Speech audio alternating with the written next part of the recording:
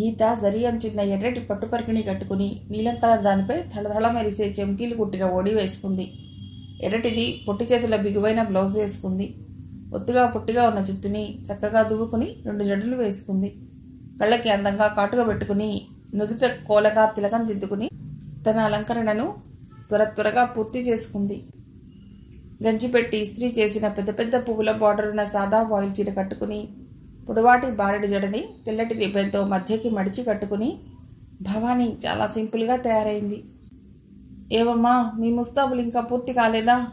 బయట వసారాలో చెప్పులు వేసుకుని రెడీగా నిల్చున్న రాఘవ లోపలికి ఓ కేక వేశాడు.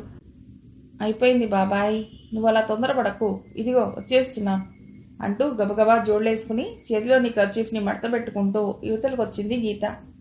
నడుం దగ్గర చీరాంచు మడతపడిన చోట చేత్తో సవరించుకుంటూ భవానీ కూడా వచ్చింది. పిన్ని, మేము వెడుతున్నాం అంటూ గీత లోపలున్న ప్రభావతిని ఉద్దేశించి ఓ కేక వేసింది. భవానీ వాళ్ల వదినను కూడా తమతో పాటు పొలానికి రమ్మని చాలా బలవంతమే చేసింది. కానీ ఆమె రానంది. అందరూ వెళితే ఇంట్లో ఎవరుంటారమ్మా? పర్వాలేదు, మీరు వెళ్ళిరండి అంటూ సర్ది చెప్పింది. అది సాయంకాలం కాబట్టి పనులన్నీ ముగించుకుని తీరిగ్గా ఆడాళ్ళు పిల్లలు ఆరుబయట అరుగు మీదనో నులక మంచాలపైన కూర్చుని కాలక్షేపంగా కబుర్లు చెప్పుకుంటున్నారు చాలా ఇళ్ల ముందు. ఆ వీధిలోని వాళ్లంతా రాఘవ వెంట నడిచి వెడుతున్న భవానీని గీతని కళ్ళు విశాలం చేసుకుని వింతగా ఆశ్చర్యంగా పరికిస్తున్నారు. అది గమనించిన గీత, వాళ్ళంతా కళ్ళప్పగించి విడ్డూరంగా అట్లా చూస్తున్నారేమిటా ఆంటీ? మన ఇద్దరి మొహాల్లో ఏమన్నా కోతులాడుతున్నాయా? విసుగ్గా మొహం పెట్టి చిరాగ్గా అంది భవానీతో. ఏమో మరి, నాకేం తెలుసు అంటూ భవానీ చిన్నగా నవ్వింది. కొంతమంది తెలివైన వాళ్ళు పరిచయస్తులు ఎదురుపడి ఎవరా అమ్మాయిలు అంటూ ఆసక్తిగా ప్రశ్నిస్తున్నారు రాఘవను. అడిగిన వాళ్ళందరికీ అతడు ఓపిగ్గా సమాధానం చెప్తూనే ఉన్నాడు. ఆ రెడ్లు ఉంటున్న ఆ ఇళ్లన్నీ దాటుకుని ఊరి బయటికి వెళ్ళాక ఎందుకనో హఠాత్తుగా తలతిప్పి పక్కకి చూసిన గీత నయనాలు ఆ మరుక్షణంలోనే ఆశ్చర్యంతో మరింత విశాలమైనాయి. బాబాయ్, అటు చూడు, ఎడం వైపుకి ఎవరా వెళ్లే ఆడపిల్ల అంటూ ప్రశ్నించింది.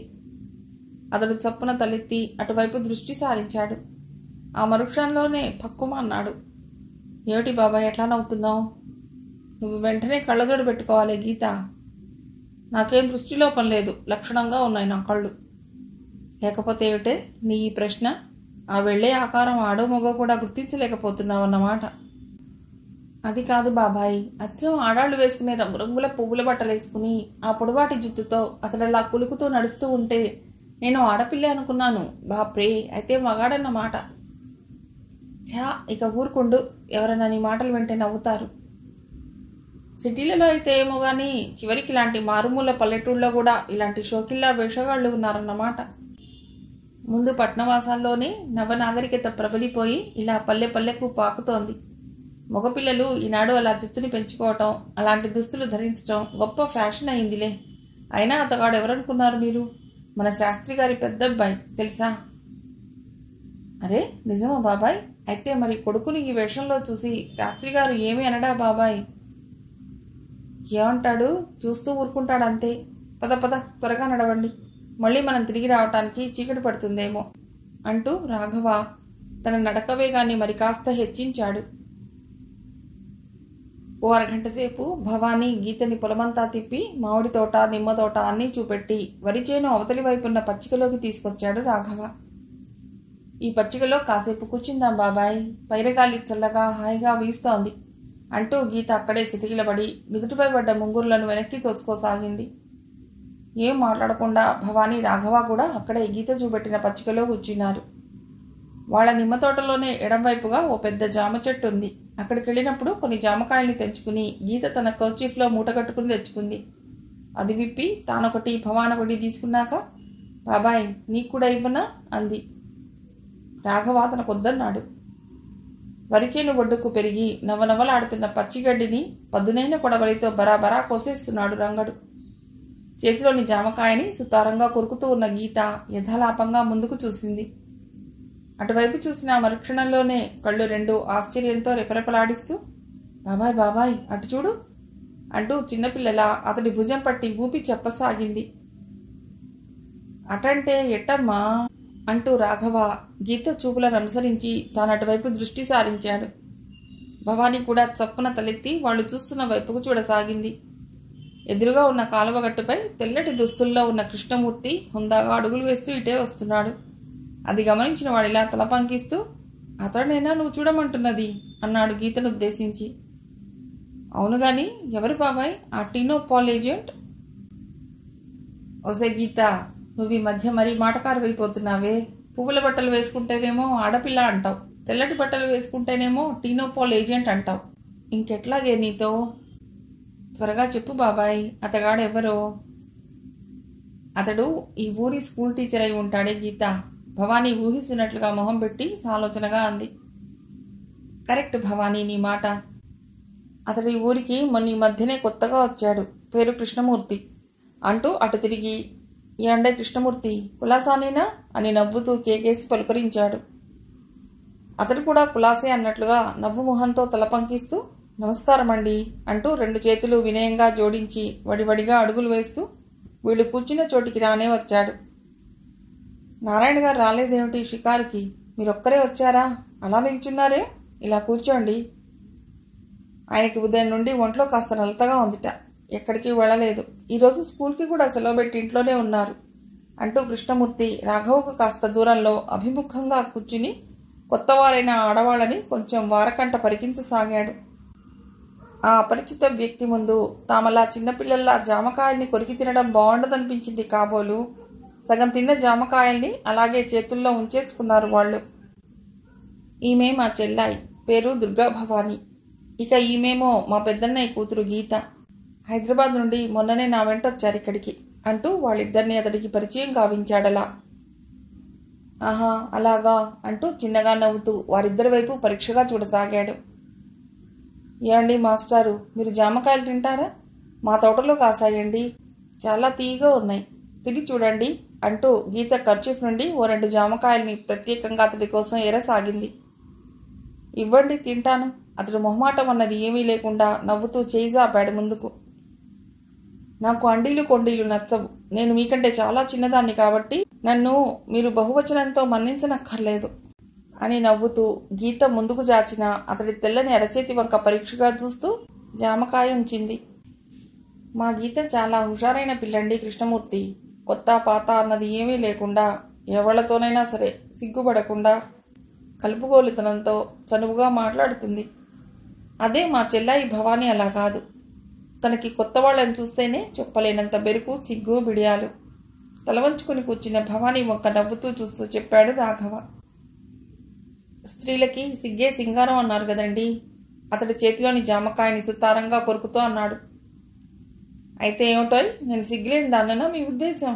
గీత నవ్వుతూనే దబాయింపుగా అడిగేసింది. ఆ మాటకు రాఘవ, భవానీ నవ్వారు. అబ్బే, అసలు నేను ఆ ఉద్దేశంతో అనలేదే. భుజాలెగరేస్తూ తమాషాగా కళ్ళు తిప్పుతూ కృష్ణమూర్తి కూడా వాళ్ళ నవ్వుతో శృతి కలిపాడు. అవును, నేను అడిగేందుకు మర్చిపోయాను. మీరెక్కడ ఉంటున్నారు కృష్ణమూర్తి? ఈ ఊళ్ళో మీకు ఇల్లు దొరికిందా? ఉన్నట్టుండి హఠాత్తుగా జ్ఞాపకం వచ్చినట్లుగా అడిగాడు రాఘవ. అబ్బే లేదండి, ఇల్లు దొరకడమే చాలా ఇబ్బందిగా ఉందండి. ఊళ్ళో ప్రస్తుతానికి నారాయణ గారింట్లోనే ఉంటున్నాను. ఆయన అతి బలవంతంపై భోజనం కూడా అక్కడే వాళ్ళింట్లోనే చేస్తున్నాను. మీ కెరుకలో ఏదైనా ఓ చిన్నపాటి ఇల్లు చూసి పెట్టండి. కాస్త అర్థింపుగా చూశాడు రాఘవ వంక. ఈ పల్లెటూళ్ళలో అస్సలు ఇళ్ళు దొరకవండి, కానీ మీకు ఎలాంటి అభ్యంతరము లేకుంటే వచ్చి మా ఇంట్లో ఉండవచ్చు. మీ ఇంట్లోనా? అతడు ఆశ్చర్యంగా మొహం పెట్టాడు. మా ఇల్లు చాలా పెద్దదండోయ్ మాస్టారు. మా ఇల్లే సిటీలలో ఉండుంటే అద్దెకిస్తే నెల నెల బోలెడంత డబ్బన్నా వచ్చేది. ఇలాంటి పల్లెటూళ్ళలో అలాంటి కొంత కొంపలు ఉండడం శుద్ధ దండగా అంది మారు గీత. మీకంతగా విడిగా ఉండాలంటే మా ఇంట్లో ఎడంవైపుగా ఉన్న 2 పెద్ద గదులని 2-3 రోజుల్లో ఖాళీ చేయించిస్తాను. మీ ఫ్యామిలీని తీసుకొచ్చి నిరభ్యంతరంగా మీరు అందులో ఉండవచ్చు. ఏమంటారు? చాలా థ్యాంక్స్ అండి, అతడు సంతోషంగా ఒప్పుకున్నాడు. పచ్చగడ్డని కోయటం పూర్తి చేసిన రంగడు దాన్ని మోపు కట్టుకుని తలపైకెత్తుకుని వెళ్ళిపోతున్నాడు అక్కడి నుండి. అసలు మీ సొంత ఊరు ఏదండి కృష్ణమూర్తి? కల్వకుర్తి అండి. కల్వకుర్తా? అక్కడ మా నాన్నగారికి తెలిసిన మిత్రుడు ఒక ఆయన తంగిరాల సోమశేఖరరావు గారని ఉన్నారు, మీకు తెలుసా? మా నాన్నగారు వకీలు కాబట్టి ఏవేవో కేసులు తీసుకుని కోర్టు పనులపై ఆయన తరచూ హైదరాబాద్లో మా ఇంటికి వచ్చేవారు. నేనప్పుడు కాలేజీలో చదువుతుండేవాణ్ణి. మా నాన్నగారు బలవంతం చేస్తే అప్పుడప్పుడు భోజనం కూడా మా ఇంట్లోనే చేసేవారు. పాపం చాలా మంచి మనిషి ఆయన. మా నాన్నగారు చనిపోయాక కూడా ఓ మారొచ్చి మమ్మల్ని అంతా పరామర్శించి ఓదార్చి వెళ్లారు.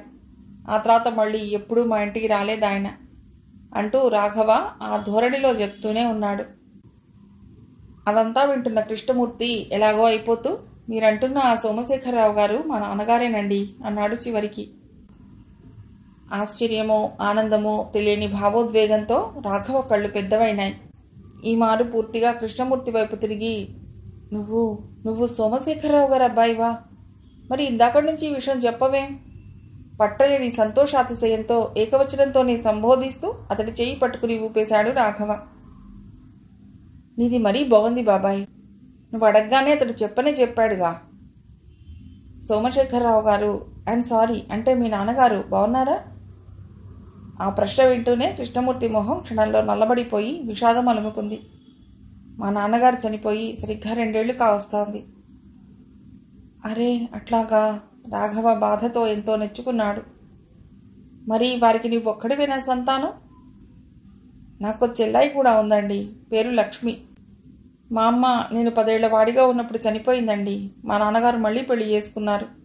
ఆమెకే కలిగింది ఆ అమ్మాయి. పిన్ని చెల్లాయి అక్కడే కల్వకుర్తిలోనే ఉన్నారు ఇప్పుడు. ఐసీ.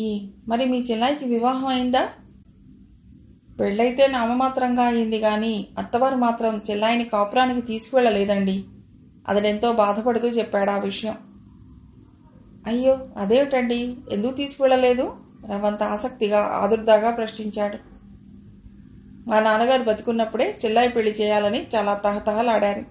కానీ సమయానికి చేతిలో కావాల్సిన డబ్బు లేక, కాలం కలిసి రాక అప్పట్లో ఏ సంబంధమూ కుదరలేదు. మా నాన్నగారు గతించాక నేనక్కడక్కడా కాస్త శ్రద్ధగా తిరిగి చెల్లాయికి ఓ మంచి సంబంధమే స్థిరపరిచాను. చివరికి ఆ అబ్బాయి తల్లిదండ్రులకు ఏకైక సంతానం. తండ్రి లేడు, తల్లి మాత్రం ఉంది. కానీ ఆవిడ మహా అసాధ్యురాలు. ఎంత బ్రతిమిలాడినా 10,000 కట్నానికి ఓ కాణీ కూడా తక్కువ తీసుకోనంది. ఇక చేసేది లేక ఒప్పుకోక తప్పలేదు. డబ్బు విషయంలో మరిలాంటి గత్యంతరము లేక కౌలుకిస్తే మాకు ఏడాదికి సరిపడ్డ తిండి గింజలు లభించే ఉన్న ఆ కాస్త పొలాన్ని తెగనమ్మితే సరిగ్గా 9,000 వచ్చాయి.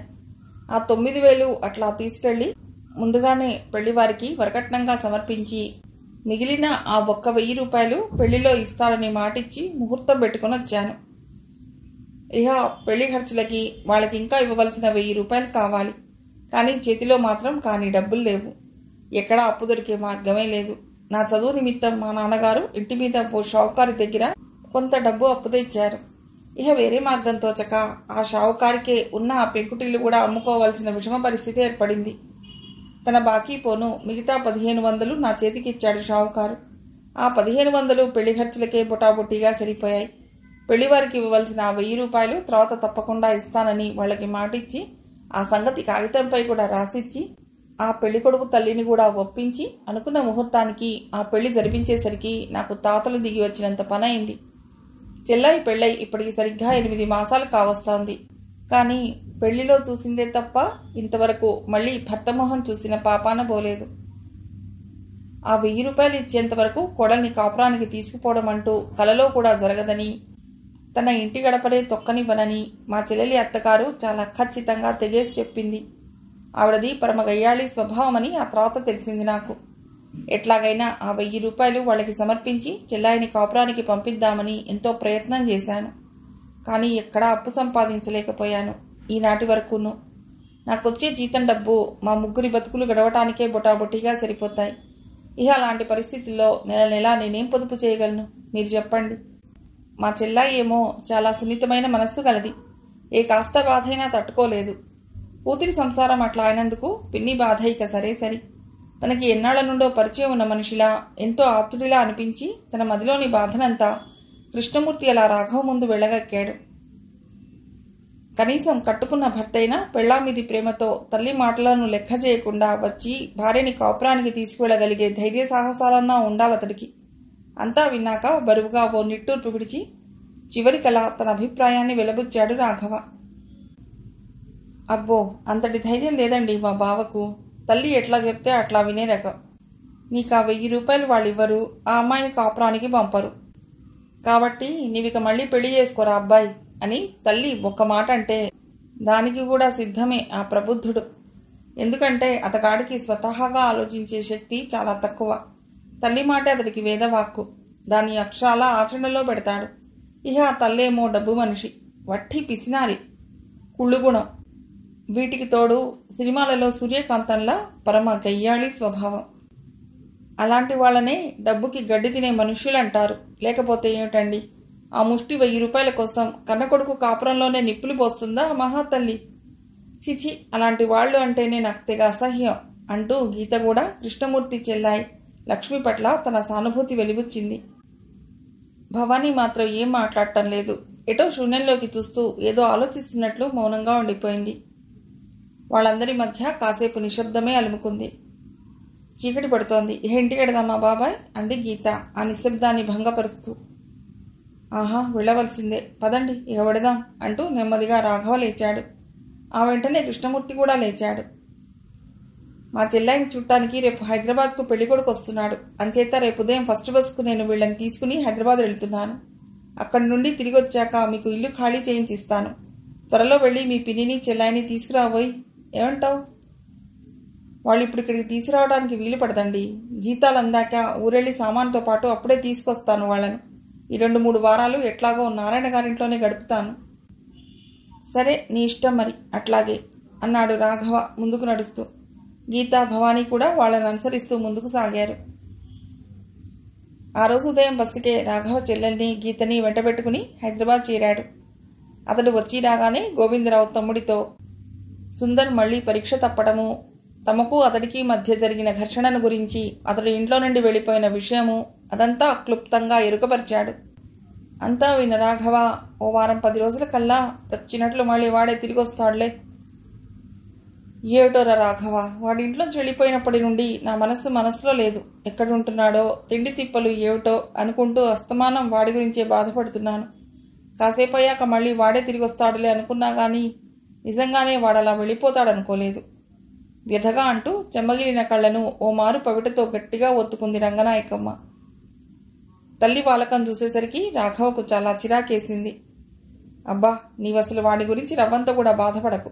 ఎక్కడున్నా ఆ వెధవ కులాసాగానే హాయిగానే ఉంటాడు. కొన్నాళ్ళయ్యాక వాడే తిరిగి వస్తాడులే. అవును, పెద్దది నన్ను తీసుకురావడానికి వెళ్ళిన బాబ్జీగాడు ఇంకా రాలేదా అన్నయ్య? లేదురా, ఇంకా రాలేదు. మరి సాయంత్రం కన్నా తప్పకుండా రావాలి. అన్నట్టమ్మా, పెళ్ళికొడుకు ఇంకొన్ని గంటల్లో వస్తాడు ఇక్కడికి. మంచి టిఫిన్ ఏదైనా సిద్ధం చేసి రెడీగా ఉంచు అని తల్లితో చెప్పి బట్టలు మార్చుకుని స్నానానికి వెళ్ళాడతడు. పెళ్లి చూపులకు శ్రీనివాసరావు వచ్చాడు. బస్టాండ్లో అతన్ని రిసీవ్ చేసుకుని ఆటోలో ఇంటికి తీసుకొచ్చాడు రాఘవ. టిఫిన్ తినడం ముగిశాక లాంఛనంగా పెళ్లి చూపులకంతా జరిగింది. తల్లి వెంటరాక కాఫీ కప్పులతో ఇవతలకొచ్చిన భవానీ వాళ్ళన్నయ్యతో పాటు సిగ్గుపడుతూనే అతడికి కూడా కాఫీ కప్పు అందించింది.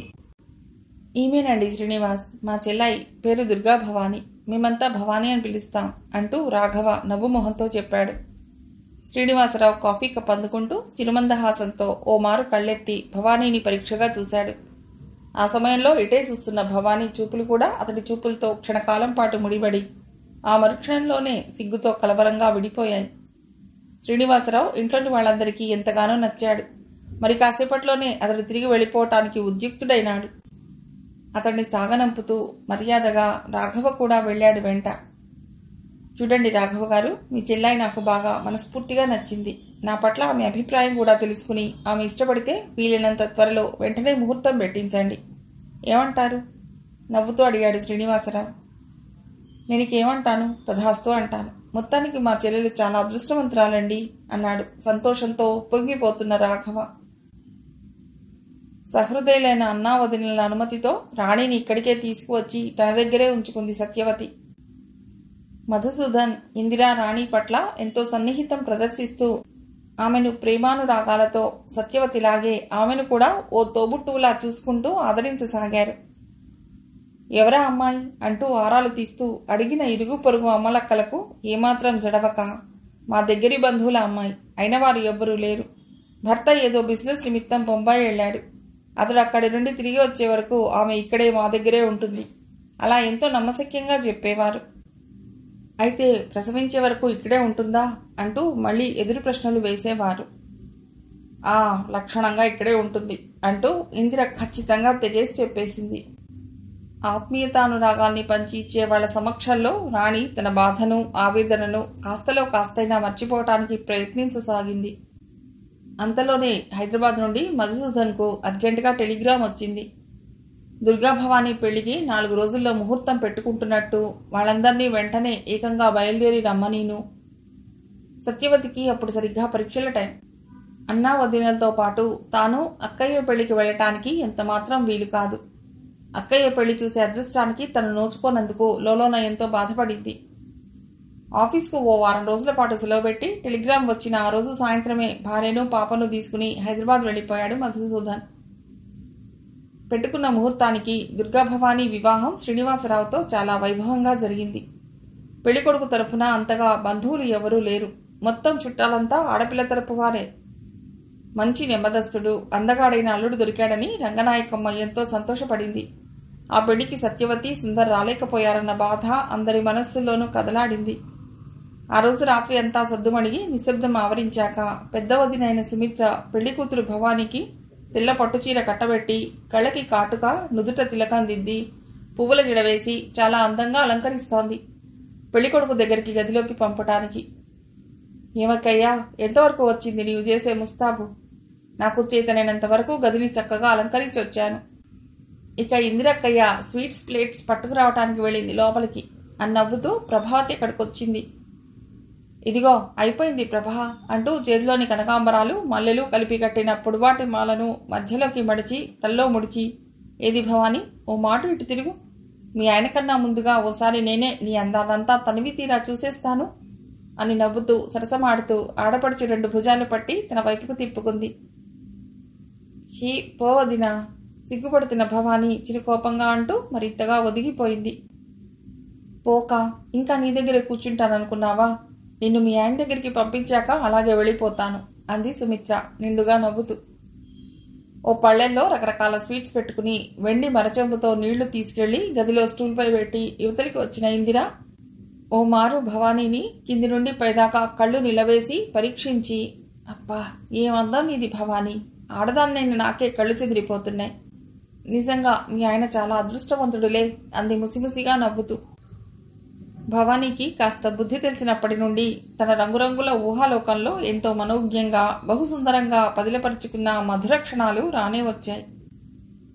ఎంతో మంది ఎన్నో రకాలుగా మధురాతి మధురంగా వర్ణించి చెప్పే తొలిరేయిని గురించి అనిర్వచనీయమైన తీయని తలపులతో నిండిన మనస్సుతో ఉక్కిరిబిక్కిరవుతూ ఓ పావుగంట గల్లా చేతిలో చిక్కని పాల గ్లాస్తో 3 వదినగార్లు వెంటరాగా తడబడే అడుగులతో పెళ్లికూతురైన భవానీ హంసలా నడుస్తూ తన ఇన్నేళ్ల కన్నె వయస్సుని అతడికి సమర్పించుకుని ఇక ముందు తన జీవితాన్నంతా అతడితో ముడిపెట్టుకోవటానికి అన్నట్లుగా మెల్లిగా ఆ గదిలోకి అడుగుపెట్టింది.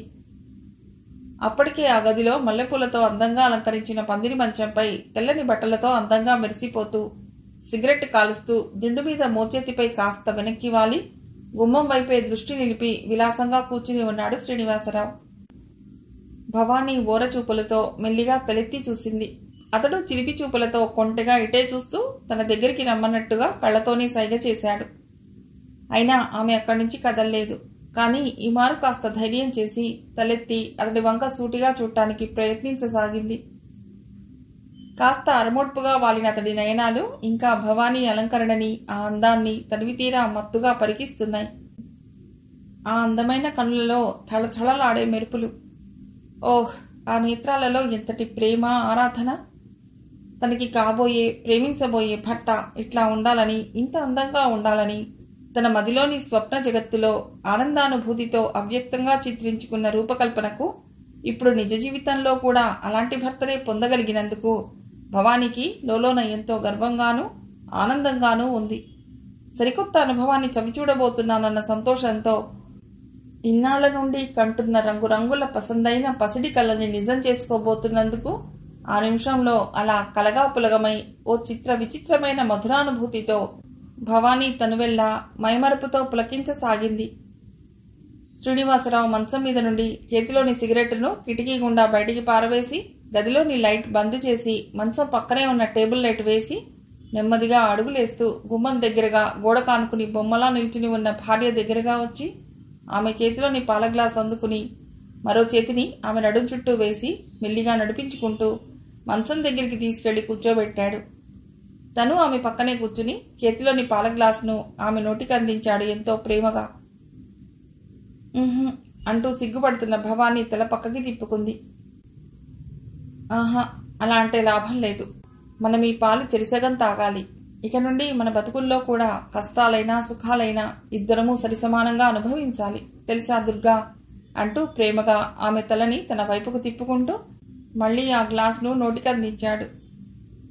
సిగ్గుపడుతున్న భవానీ సగం గ్లాస్ ఖాళీ చేసి, ఇక ఇవి మీరు తాగండి అంటూ ఈ మారు ధైర్యంగా తానే భర్త నోటికి అందించింది ఆ పాల గ్లాసు.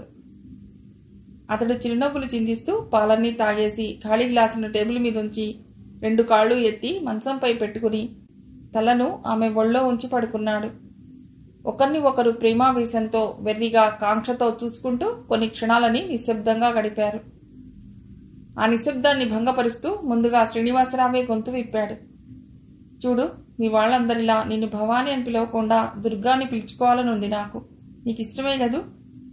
ఆమె చేతి నిండా ఉన్న గాజుల్ని సుతారంగా వెనక్కి ముందుకు గలగలలాడిస్తూ ఎంతో లాలనగా అడిగాడు. ఇష్టమే అన్నట్లు మౌనంగా తల ఊగించిందామె. ఆహా, అలా కాదు, నోటితో చెప్పాలి కొంటెగా అన్నాడతడు. ఇష్టమేనండి, మృదు మధురమైన సన్నని స్వరంతో అందిమారు సిగ్గుపడుతూ కళ్ళు వాల్చుకుని. భవానీ భుజం మీదుగా ముందుకు పడి ఉన్న ఘుమఘుమలాడుతూ పరిమళాన్ని వెదజల్లుతూ ఉన్న బారెడు మల్లెపూల జడని మృదువుగా గుప్పెట్లో పట్టుకుని సుతారంగా వాసన చూస్తూ, నేను చిన్నప్పుడే, అంటే ఊహ తెలియని పసితనంలోనే కన్నవాళ్ల ప్రేమానురాగాలకి దూరమై అమ్మమ్మ చేతిలో పెరిగాను. ఆవిడే నన్ను పెంచి పెద్ద చేసి విద్యాబుద్ధులు చెప్పించింది. నేను కాలేజీలో చదువుకుంటున్నప్పుడే మా అమ్మమ్మ నాకు పెళ్లి ప్రయత్నాలు మొదలెట్టింది. నేనెంత చెప్పినా ఆవిడ వినిపించుకునేది కాదు. నా పెళ్లి చూడాలని తానెంతో సంబరపడుతున్నట్లుగా చెప్పింది. అయినా కూడా ఆవిడ మాటను వినిపించుకోలేదు నేను. అప్పట్లో చదువు పూర్తయి ఉద్యోగం దొరికే వరకు పెళ్లి చేసుకునేది లేదని చాలా ఖండితంగా చెప్పేశాను. నా చదువు పూర్తయింది, ఆ వెంటనే ఉద్యోగం దొరకలేదు. ఆ ప్రయత్నాల్లోనే ఉన్నాను. అంతట్లోనే హఠాత్తుగా మా అమ్మమ్మను నా పెళ్లి చూడనివ్వకుండానే ఆ భగవంతుడు తీసుకెళ్లాడు. అమ్మమ్మ మరణంతో నా మనస్సు బాగా దెబ్బతింది. బాధావేదనంతో తల్లడిల్లిపోయాను. వాళ్ల వీళ్ల బలవంతంతో 2-3 అమ్మాయిలను చూశాను గాని నాకెవ్వరూ నచ్చలేదు. అంతట్లోనే మీ రాఘవన్నయ్య నా దగ్గరికి రావటం, నేను నిన్ను చూడటానికి రావటం జరిగింది అంటూ ఓ క్షణం ఆగి తలెత్తి, నేను చెప్పేది వింటున్నావా అన్నాడు. చెప్పండి, వింటున్నాను. ఇక నేను చెప్పవలసింది లేదు, ఇప్పుడు నువ్వు చెప్పాలి, నేను వింటాను. నేనంటే నీకు ఇష్టమైన దుర్గా? నేను నీకు నచ్చానా? భర్త వేసిన ఆ ప్రశ్నకి భవానీ ఎందుకనో ఓ మారు చిన్నగా నవ్వింది. మీరు నాకు నచ్చకపోవడం ఏంటండి? నేను కన్న కలల స్వరూపంలా మీరు నాకు భర్తగా లభించారు. నిజంగా నేను ఈ క్షణంలో ఎంత ఆనందపడుతున్నానో మీకేం తెలుసు? అతని ఒత్తైన క్రాఫ్ట్లోకి తన సన్నటి పొడుగాటి వేళ్లని పోనిచ్చి కదిలిస్తూ చిరు మందహాసాలు చిందిస్తూ గుసగుసగా అంది. ప్రతి స్త్రీ పురుషుల జీవితాలలో వివాహం అన్నది అతి మధురమైన ముఖ్యమైన మలుపు దుర్గా. స్త్రీ తాను కోరుకొని కలలుగన్న విధంగా అనుకూలుడైన భర్త దొరకటం ఎంత అదృష్టమో, అతడికి కూడా అట్లాగే అనుకూలవతి సహనశీలి అయిన భార్య దొరకటం కూడా అంతే అదృష్టం. భార్యాభర్తల ఇరువురి పట్ల అట్లా జరిగినప్పుడు నిజంగా అది పూర్వజన్మ సుకృతమే అవుతుంది. ఒకరిని ఒకరు అర్థం చేసుకుని పరస్పర ప్రేమానురాగాల్ని పంచి ఇచ్చుకుంటూ తాము కన్న కలల్ని నిజం చేసుకుంటూ హాయిగా కలకాలం పచ్చగా కళకళలాడుతూ జీవించాలి. మన దాంపత్యం కూడా అలా నందనవనంలా భాసిల్లాలని ఆ భగవంతుడిని మనసారా కోరుకుంటున్నాను దుర్గా అంటూ చెయ్యి పక్కకి చాచి టేబుల్ లైట్ బంద్ చేసి ఆ మరుక్షణంలోనే ఆమె నడుం చుట్టూ 2 చేతులు వేసి తన మీదకి లాక్కుని గట్టిగా బంధించాడు. 3 నిద్రలు ముగిశాక శ్రీనివాసరావు తన వెంటే భార్యను తీసుకువెళ్ళటానికి ఒప్పుకున్నారు ఇంట్లో వాళ్ళు. మొట్టమొదటిసారి భర్తతో కలిసి అత్తవారింటికి వెడుతున్నందుకు దుర్గాభవానిలో ఎంతో బాధ దిగులు చోటు చేసుకున్నాయి. పుట్టి పెరిగిన దగ్గర నుండి తాను పెరిగిన ఆ ఇంటిని, ఆ పరిసరాల్ని, అన్నయ్యలని, వదినని, అమ్మని వదిలేసి ఒంటరిగా భర్తతో కలిసి వెళ్ళిపోతున్నందుకు అదో రకమైన ఆవేదనగా ఉంది. ప్రతి ఆడపిల్ల జీవితంలో అలాంటి ఘట్టం తప్పదేమో. వీణ వాయించుకోవటానికి ఉద్యుక్తురాలై తీగలు సరిచేసుకుంటూ హాలు మధ్యలో తివాసీపై కుదురుగా కూర్చుంది ప్రేమల. అంతలోనే ఎవరో లోపలికి వస్తున్నట్టుగా బూట్స్ శబ్దం వినవచ్చి గబాల్న తలెత్తి చూసింది. ఎదురుగా తన అన్నయ్య. అతని వెనకాల మరో అపరిచిత వ్యక్తి నిల్చుని ఉన్నాడు. వాళ్ళని చూడగానే ప్రేమల వీణ పక్కకి పెట్టి కంగారుగా లేవబోయింది. పర్వాలేదు, లేవకు, కూర్చో. ఇతడెవరో తెలుసా ప్రేమ? నేను నీకు నాన్నగారికి చెప్పాను చూడు. ఇతనే మన ఫ్యాక్టరీలోకి కొత్తగా ఉద్యోగంలోకి ప్రవేశించిన అబ్బాయి సుందర్. కాస్త సుకుమారుడులే. మన ఫ్యాక్టరీలోనే ఉద్యోగం ఇతడికి. చాలా కొత్త మొదట్లో, ఇప్పుడైతే పర్వాలేదు. తోటి ఉద్యోగస్తుల సహాయ సహకారాలతో అన్ని విషయాలు క్షుణ్ణంగా తెలుసుకుని ఎంతో బాగా ఉత్సాహంగా పనిచేస్తున్నాడు అంటూ అలా అతన్ని చెల్లికి పరిచయం గావించాడు వాసు. నమస్కారం అండి. కాస్త బిడియపడుతున్నట్లుగా తల కిందికి దించుకుని వినయంగా 2 చేతులు జోడించింది ప్రేమల. ఆమె కేసి ఓ క్షణం పరీక్షగా చూసి ప్రతి నమస్కారం చేశాడు సుందర్. అక్కడక్కడ జరీ పువ్వులున్న నల్లటి పట్టు పరికిణి కట్టుకుని దానిపై తెల్లటి జార్జెట్ ఓణి వేసుకుంది. 9 రెక్కల్లాంటి గిరిజాల జుట్టు. పొట్టిగా ఉన్నా చాలా ఒత్తుగా గుబురుగా ఉంది. మధ్యకి పాపిట తీసి 2 జడలు వేసి తెల్లటి రిబ్బెన్తో వాటిని పైకి మడిచి కట్టింది. వంగీలు తిరిగి ఉన్న కొన్ని ముంగుర్లు నున్నటి చెంపలపై జీరాడుతున్నాయి. అందమైన విశాల సోగనయనాలకి కొసల దాకా కాటుక రేఖలు దిద్దటంతో మరింత పెద్దవైన కళ్ళల్లో ఏదో తెలియని వింతాకర్షణ గోచరిస్తోంది. బిల్లులా వంపు తిరిగి ఉన్న గులాబీ రెక్కల్లాంటి ఆ అందమైన చిన్న పెదాలపై చిక్కని చిరుమందహాసాలు చిందులాడుతున్నాయి. 16 ఏళ్ల పడుచుపిల్లైన ప్రేమల తెల్లని శరీర ఛాయతో ఎంతో అందంగా, ఆరోగ్యంగా మిసమిసలాడుతూ యవ్వనం తెస్తున్న సోయగాల సొంపులతో అప్పుడప్పుడే వికసిస్తున్న తెల్ల గులాబీ పువ్వులా ఉందనిపించింది సుందర్కి. నేనేం గొప్ప చెప్పటం లేదు గాని మా చెల్లాయికి చదువులోనూ సంగీతంలోనూ అభిలాష మెండు సుందర్ అన్నాడు వాసు. అలాగా, ఏం చదువుతున్నారండి? సుందర్ నేరుగా ప్రేమలను ఉద్దేశించి అడిగాడు. ఇంటర్ చదువుతున్నానండి, మృదు మధురమైన స్వరంతో మెల్లిగా చెప్పింది. మా చెల్లాయి వీణ చాలా చక్కగా వాయిస్తుందోయ్. ఐసి, అయితే నేను విని తీరవలసిందే. దయచేసి ఏదైనా ఓ మంచి కీర్తన వాయించండి. నవ్వు మొహంతో అర్థిస్తున్నట్టుగా చూశాడు సుందర్ ఆమె వంక. ప్రేమల మొహమాటం పడుతున్నట్లుగా ఓ క్షణం మౌనంగా సిగ్గుగా ఉండిపోయింది. పర్వాలేదు ప్రేమ, వాయించు, సిగ్గుపడకు అన్నాడు మారు వాసు చెల్లెలను ఉద్దేశించి. వాళ్ళిద్దరూ కాస్త దూరంలో సోఫాలో కూర్చున్నారు. ఇహ తప్పదన్నట్టుగా ప్రేమల సిగ్గు బిడియాన్ని పక్కకు నెట్టి కూర్చుని వీణ తీసుకుని తీగలు సవరించుకుని ఓ భక్తిరసమైన కీర్తనని వాయించింది. వీణ వాయిస్తున్నంతసేపు నాజుకైన ఆమె పొడవాటి సన్నటి వేళ కదలికలను తదేక దృష్టితో గమనిస్తూ ఆనంద పారవస్యంతో ఆలకించసాగాడు సుందర్. ఆ కీర్తన ముగిశాక, వెరీ గుడ్, చాలా బాగా వాయించారండి మెచ్చుకోలుగా ప్రశంసించాడు సుందర్ ప్రేమలను.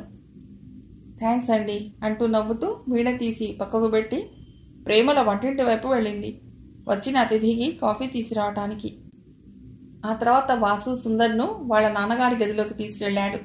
ఈ మధ్యనే పక్షపాతం వచ్చి రావుగారికి ఓ కాలు చెయ్యి పడిపోయింది. అప్పటి నుండి ఆయన మంచంలోనే పడక. ఎంతోమంది డాక్టర్లకి చూపెట్టినా ఏం లాభం లేకపోయింది.